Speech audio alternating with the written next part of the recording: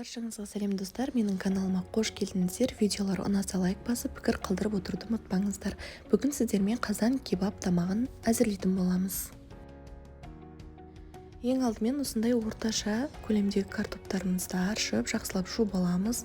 Оған татымына қарай тұз, бұрыш, өзіңіз қалаған паприка қосып жақсылап араластырып қоятын боламыз. Аз ғана сұйық май қоссаңыздар болады, дәмдеуіштер толық бір-біріне сіңу үшін.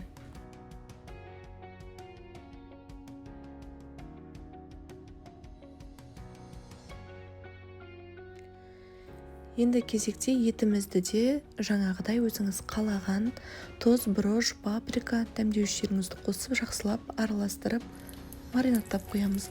Енді картопымызды қызып тұрған майымызға сарғайып піскенше қуырып аламыз, дәл видеодағыдай.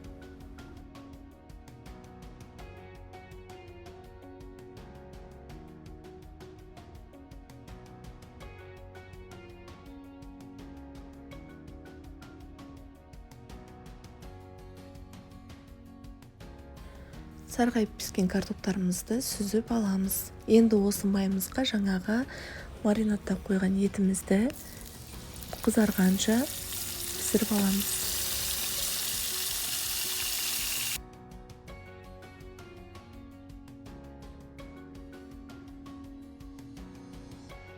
Неге етімізде қуырып алдық.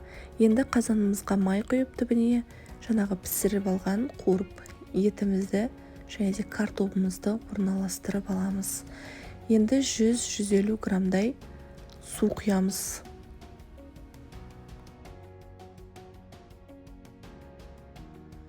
Баяу отта 1,5 сағаттай бұқтырамыз.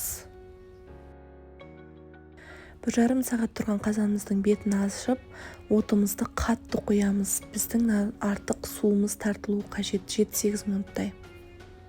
Неге 7-8 минуттан кейін су тартылады, сол кезде тағамымызды алып дастарханға қарай жібере береміз. Астарыңыз дәмді болсын, міндетті түрде жасап көріңіздер, өте дәмді әрі ерекше тағам болады. Сіздермен бірге болған Оспан Диана.